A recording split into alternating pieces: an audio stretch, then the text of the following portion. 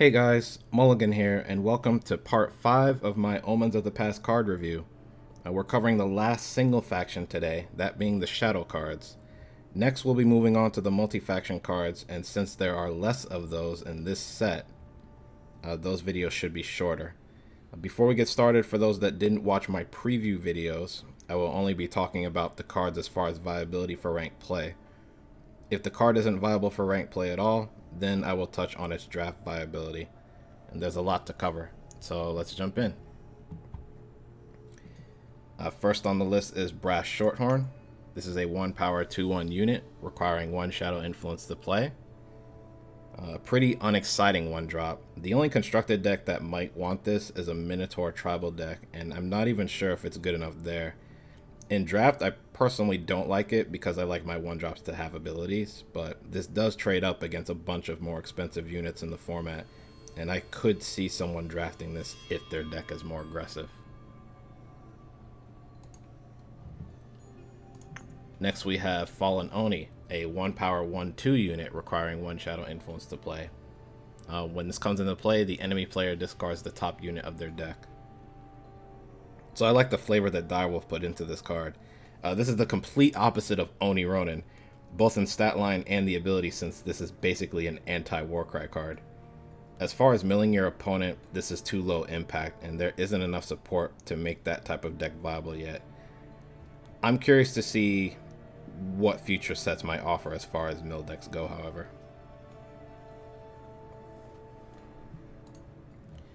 The next card is Jax Knife, a 1 power 2/2 weapon requiring 1 shadow influence to play. When you equip this, the wielder deals 2 damage to you. So the flavor continues. I like how Direwolf took Knife Jack and flipped the name around for this weapon, since both have the same cost, stats, and ability. I didn't really think much of this card, and there wasn't much hype surrounding this card either. There are some top players that really like this card, both in draft and constructed. I think this card gets overlooked because it's not sexy at all, similar to Knife Jack. There's nothing on this card that makes a player say to themselves, I want to play this card. But I can definitely see this being good in both formats. It's very cost effective, and I think its brother Knife Jack gets underplayed and constructed in general. Next up is Swear Vengeance, a 1 power fast spell requiring 1 shadow influence to play. You give one of your units revenge. I don't think this card is very good. Revenge in general is a pretty RNG based ability, so there's nothing appealing about giving your unit revenge. I think you would rather run units that already have revenge in their card text than something low impact like this. I've seen people run this in draft as a cute trick, but it's never been more than that and didn't impact any game at all. I wouldn't pick this in draft unless I didn't have a choice.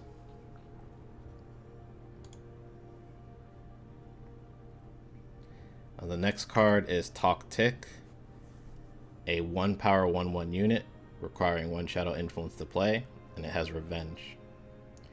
I looked at this card in my 3rd preview video for this set, so I won't say too much here.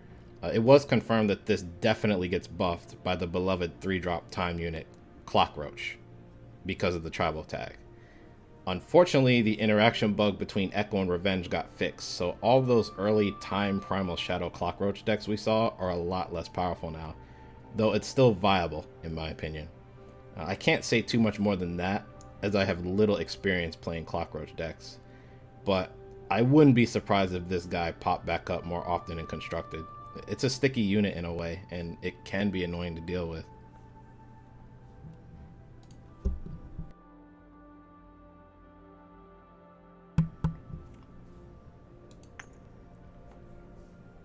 Next up is Longshot Marksman, a 2 power 2/1 unit requiring 1 shadow influence to play. He has quick draw, and an ultimate, you pay 6 to give Longshot Marksman +2/+2.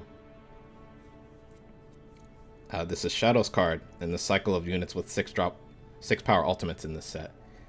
This is the best card of all of them in that cycle, in my opinion. In fact, I feel like this card is so close to viable and constructed, but it doesn't quite get there.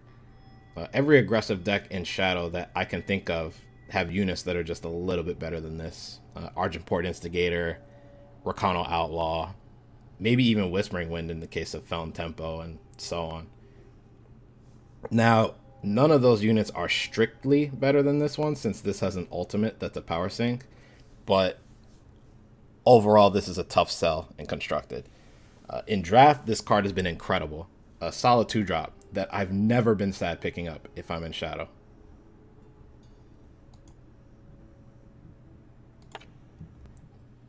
Next we have Piercing Grief. A 2-power, 3/1 unit requiring 1 Shadow Influence to play.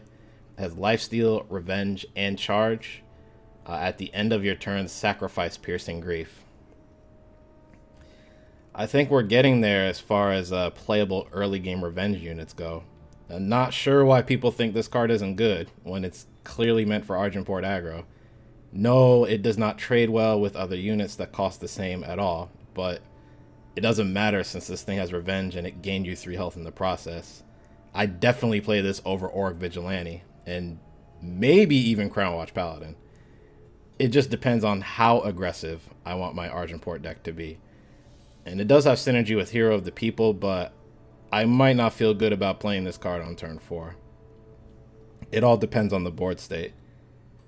Something I had thought about before was that since this is single faction, this could also fit in Stone Scar decks. I was thinking it could be a viable 2-drop option in something like Burn Queen if they're willing to give up their copies of Quarry to play more on curve. But I haven't done any testing regarding that. People have also mentioned that this could be viable in Haunting Scream decks, which I could definitely see since that deck can get more than 2 uses out of this. I think it'd be a bit of a shame if this card ends up being skipped over. I think it's better than people are giving credit for.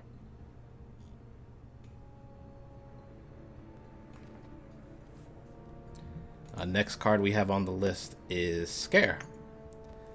A 2-power fast spell requiring 1 Shadow Influence to play, and you swap a unit's strength and health.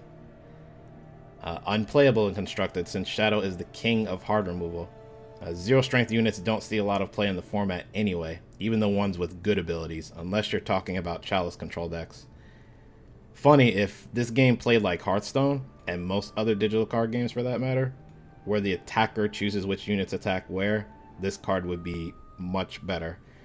Since Eternal doesn't, this card is pretty bad on its own. In Draft, the story isn't any better. I've never seen any serious drafter actively pick this card for their deck. Next we have Threaten, a 2-power fast spell requiring 1 Shadow Influence to play. You give one of your units +2 strength. Initially I thought this card was terrible. I asked myself, why would I play this over Rapid Shot? But to this card's credit, the buff is permanent, unlike on Rapid Shot. It still won't see constructed play because Rapid Shot, at least in my opinion, is still better than this card, but in Draft, it's probably an okay pick in a situation where there isn't anything better in your pack. I'd say it's one of those draft cards that isn't absolutely terrible in your deck if you have to run it. Next we have Amethyst Ring, a 3-power relic requiring 1 Shadow Influence to play. Once per turn, you may pay 3 to deal 1 damage to the enemy player and gain 1 health. Definitely the worst ring of the entire cycle of rings we got in this set. It has no board impact whatsoever, and it doesn't draw cards either. It only messes with health totals, and the effect only truly becomes impactful when your opponent is low on health. However, the intent of the card is for it to be played in some variant of Life Force decks. I don't think the most popular one, the mid-range Obelisk variant, would ever play this though, as they have too much other stuff they would rather be doing. This seeing play and constructed will depend on if there are other variants of Life Force decks that get discovered that turn out to be good, and even then the chances aren't great. I'd say this is unplayable in Draft though. I have run into a few people that managed to draft the Zenon Life Force deck with this card, and the deck itself can turn out to be pretty strong.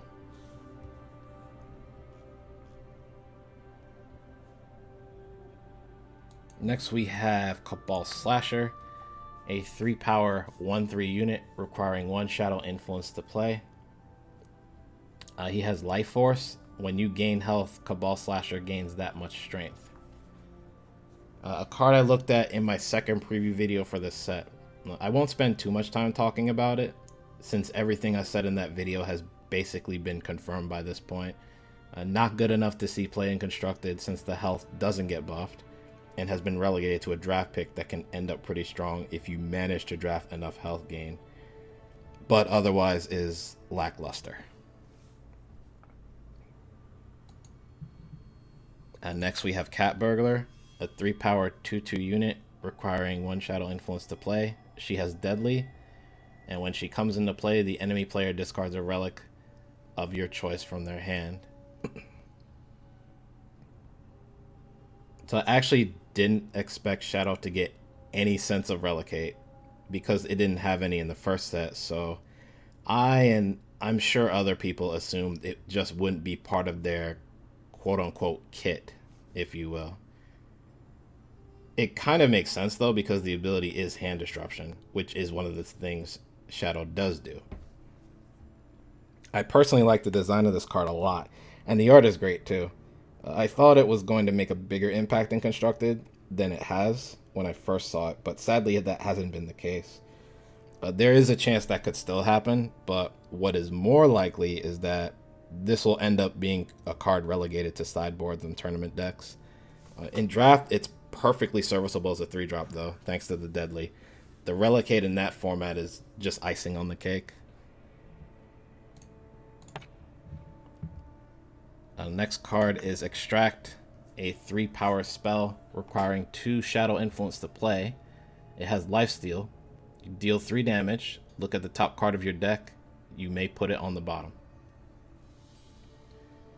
So this one has been pretty good so far in both Constructed and Draft. Obviously 3 damage falls off the later the game goes if you are facing a mid-range or control deck, but the Lifesteal and the Scry are the real kicker.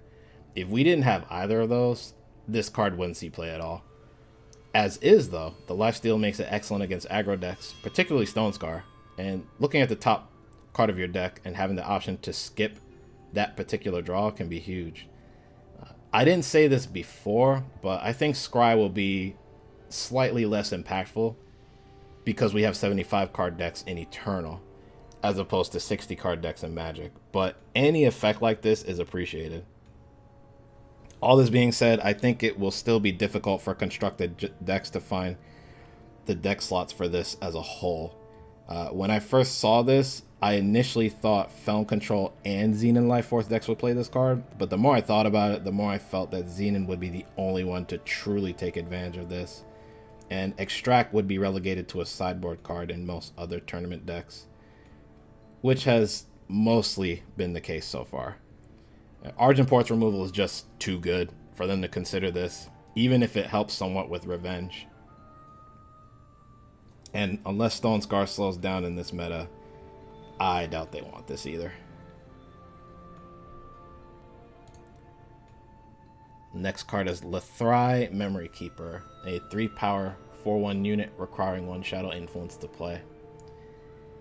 Nothing exciting about this card. While it can trade up against higher cost units, there's a reason why vanilla X1s that cost more than 1 power don't see play in Constructed. Like those others, this card is extremely easy to remove since literally anything kills this. The story isn't much better for draft. This very likely falls in the camp of only pick this if you are desperate for 3-drops, because there's better things you could be drafting than this. Next card is Means to an End, a 3-power relic requiring 1 Shadow Influence to play. It has Life Force. When you gain health, discard that many cards from your deck. Then, if you have no cards in your deck, sacrifice Means to an End to deal 25 damage to the enemy player. So, very recently, there's this really sweet Stone Scar deck that Sir Rhino brewed up that utilizes this card. I've run into the deck a few times, and once it gets going, it can be pretty strong. I personally haven't seen this card actually go off yet when it's played against me, since it literally doesn't take effect until what would be your last turn of the game anyway. What's also pretty funny is that I expected Zenon to take advantage of this somehow, given that Life Force is their mechanic, but that hasn't happened yet. We'll need to see if that Stone Scar Brew can somehow stick in Constructed. If a deck utilizing this doesn't get discovered, that's good. This will end up being trash, at least in the Omens metagame. Next we have Skeeter, a 3-power 1/2 unit requiring 1 Shadow Influence to play. Has flying and lifesteal. Unplayable in Constructed in my opinion, even in dedicated lifesteal or life force decks. This is relegated to a draft pick, and only if you're pretty desperate for 3 drops. It does fly, and can be dangerous with a weapon equipped, so I can't say it's all bad. The next card we have is Sorrow's Shroud, a 3-power 1/2 weapon requiring 1 Shadow Influence to play. When the wielder dies, you gain health equal to its health. This one is a little strange to me. This is obviously meant to be used in a Life Force deck, but I just don't think it's high impact enough as a 3-drop weapon to see use in Constructed. Particularly, it's because it's an effect that your opponent basically has control over, not you. Draft, I'm not so sure on either. You may not necessarily have to go all in on lifesteal or life force in that format to get mileage out of this, but there are still probably overall better weapons you could be drafting in every faction I can think of.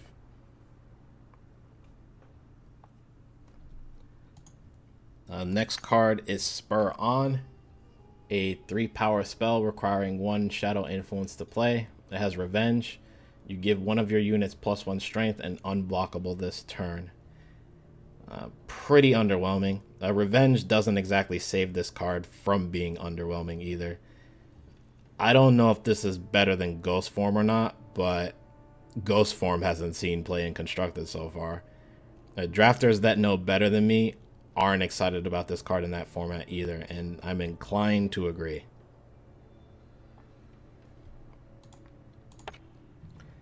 Next we have Trigger Happy, a 3-power fast spell requiring 1 Shadow Influence to play. Your units get quick draw this turn. I think this card has potential in Constructed. Some are going to compare it to Rally, which is understandable since both cost 3, are fast spells, and affect all your units in a positive way. I kind of wish this gave a +1 strength buff as well, but then we are stepping on Bandit Queen's toes a little bit, and she's a legendary. I actually could see this played in Zenon Life Force decks of the mid-range variety. Getting quick draw off a fast spell during combat is just very powerful in itself. I'll be surprised if this never sees play in Constructed.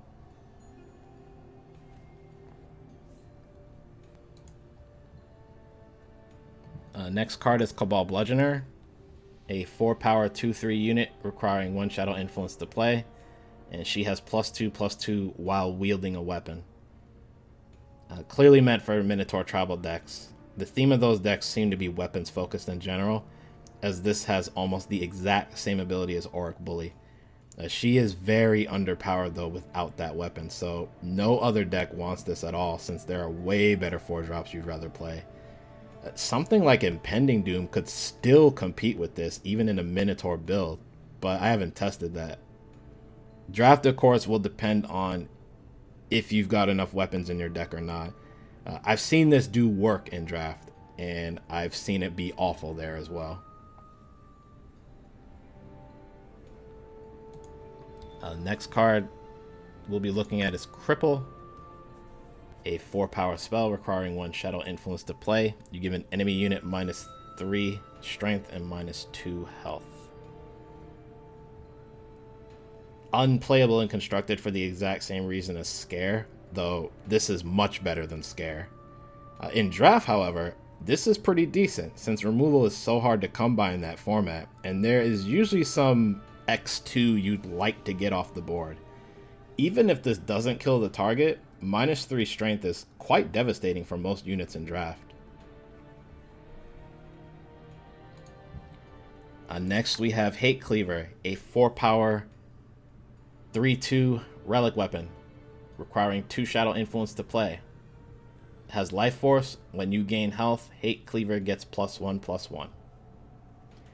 I was very excited for this card when I first saw it, and it was one of the first cards I actually put into a Zenon control brew I've been testing off and on.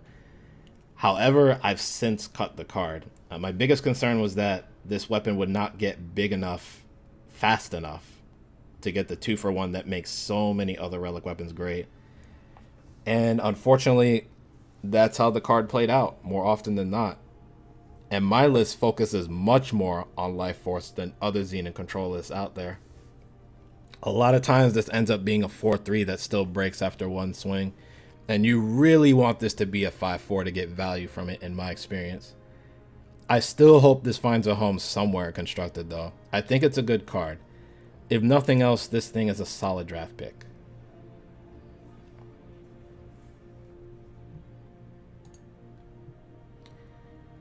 Next card on the list is Memory Dredger, a 4-power, 3/4 unit, requiring 2 Shadow Influence to play.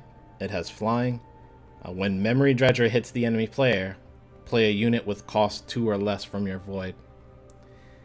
Hasn't been quite as good and constructed as I originally hoped. It's a shame too, since I was excited for this card along with many others. I'm still testing this out in different decks though, so time will tell as the metagame develops, but others have been slightly disappointed as well so far. The biggest problem is this thing is understated for a 4-drop flyer. When you're facing stuff like Impending Doom, Sandstorm Titan, and to a lesser extent Steward of the Past, it's hard to get extra value from your void since this loses in combat more often than not. How good this card is will likely be meta dependent, and I personally hope it does find a place as a core card in a constructed deck. Pretty solid flyer in draft, if nothing else.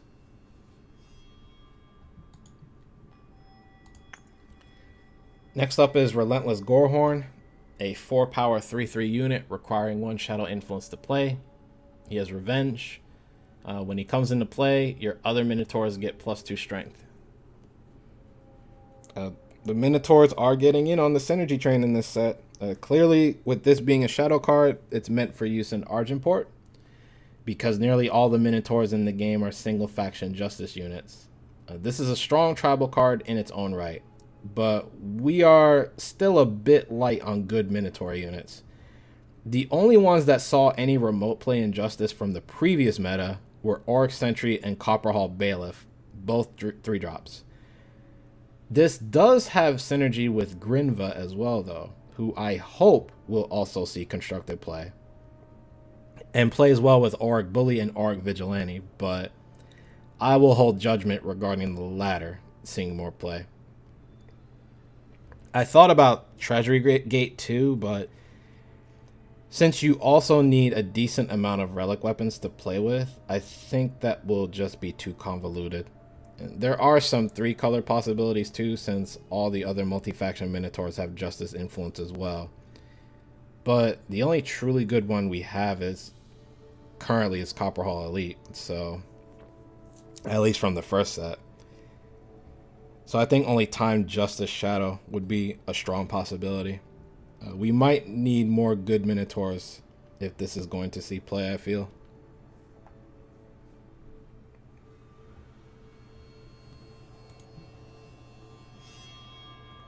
Next card we have on the list is Savage Stranger.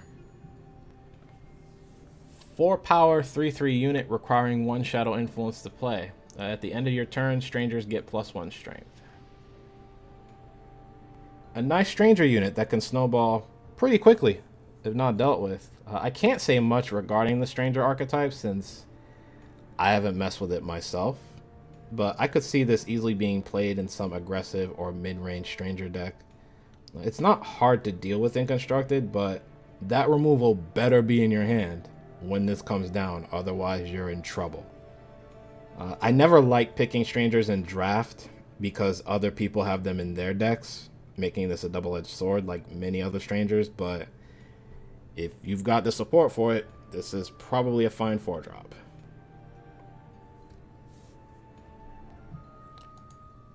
Next, we have Zenon Phonetic, a 4-power 3/1 unit requiring 2 Shadow Influence to play.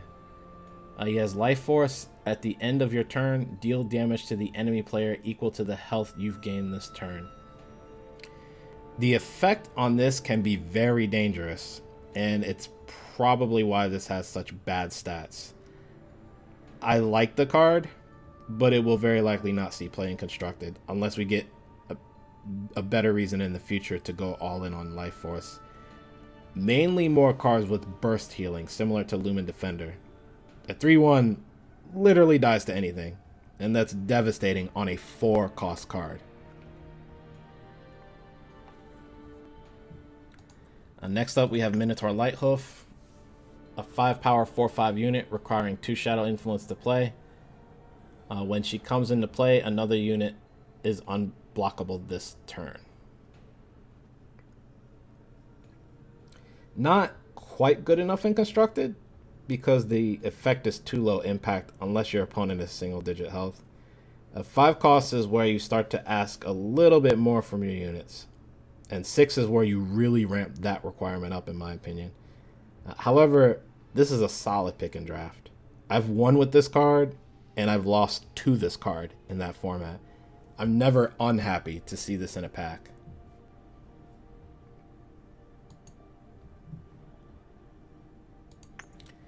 Next, we have Brack the Feaster, a 5-power 7/7 unit requiring 3 Shadow Influence to play. He has Flying and Revenge. At the start of your turn, sacrifice a unit. I've always thought cards with this type of effect were cool in any card game.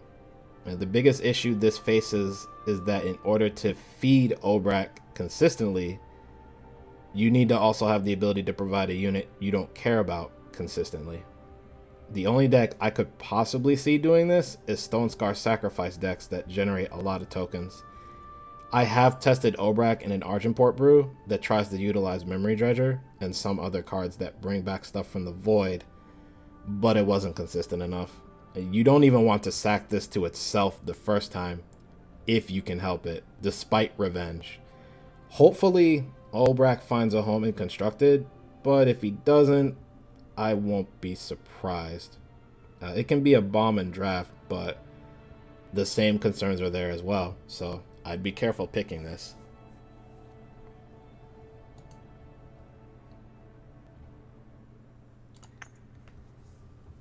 Next, we have Unburned Tidsir, a 5-power 2/4 unit requiring 1 Shadow Influence to play. She has Life Force. When you gain health, Unburned Tidsir gets +1 strength and flying. Very underwhelming, even in dedicated Life Force decks, I feel. I think there are just better 5-drops you could be playing, despite this getting buffed for every instance of health gain versus just a one-time effect. This has the same problem as Cabal Slasher in that health isn't buffed at all, so I doubt this will see serious play in Constructed.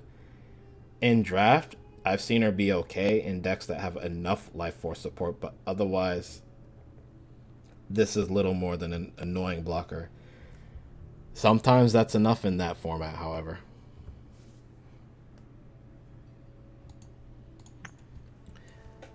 Next, we have Direwwood Prowler, a 6-power 5/5 unit requiring 2 Shadow Influence to play. When it comes into play, you may sacrifice another unit to draw 2 cards. Personally, I think this card has some potential in Constructed. This is kind of a classic mid-range unit that can provide incidental card advantage. There are units that end up being useless later in the game, and they're just sitting there on the board, not able to attack into anything. I think this happens more often than people realize, so I don't see the summon effect really being that much of a drawback. If nothing else, it's optional. A 5/5 for 6, it isn't quite above the curve, but it's passable and Constructed. It's a pretty solid unit in draft as well, I feel.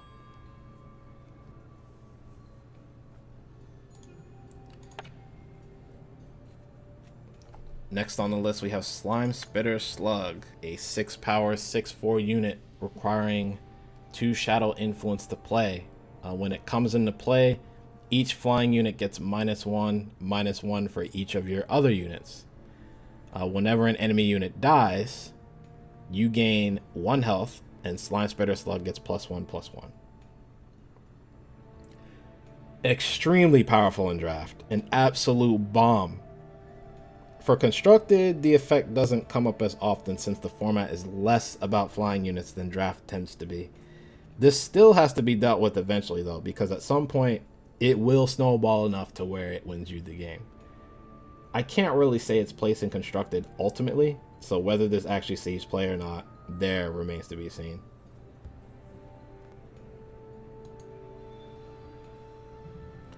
Next up is Cabal Rogue, a 7-power 5/1 unit requiring 1 Shadow Influence to play, and she has Unblockable. The unblockable text should probably read Unplayable instead, because that's exactly what this is for constructed. This is not what you want for a 7-drop in that format. This has the same problem I stated before about X1 units. Even if this is unblockable, any popular removal spell will deal with this efficiently, with the exception of Suffocate. I don't like it in draft either, although removal is harder to come by there, so this might sneak you a win every once in a while.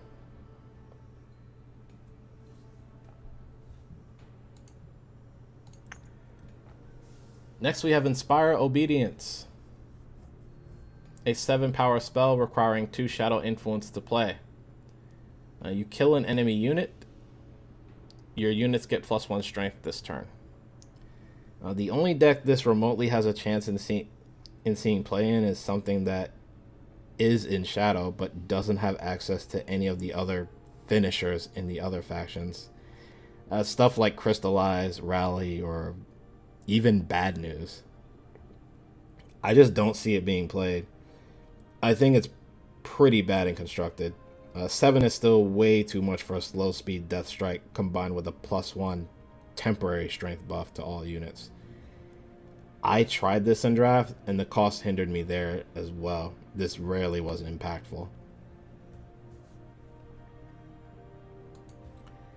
And the final shadow card is Sleepless Night, an 8-power spell requiring 2 Shadow Influence to play. It has Revenge.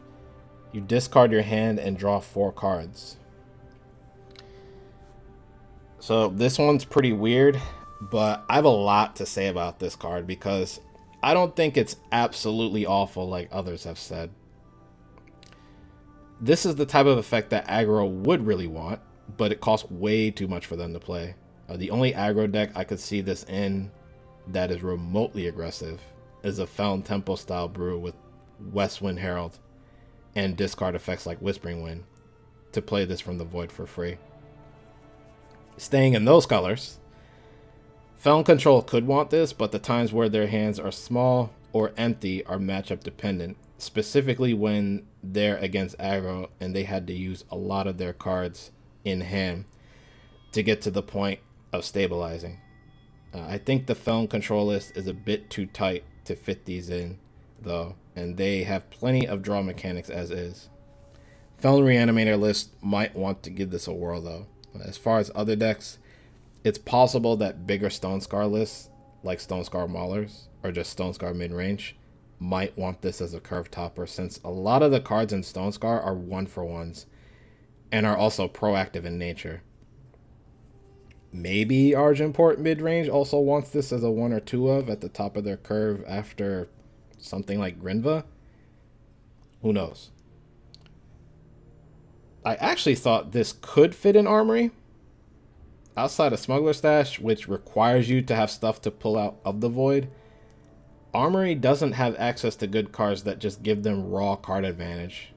Everything is just cycle or search, and Armory is often in situations where they're top decking or close to it.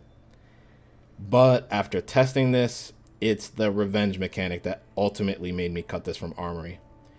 Once you Sleepless Night, I feel you really need to end the game as quickly as possible. unless your deck abuses the void, and Armory isn't always in a position to do that.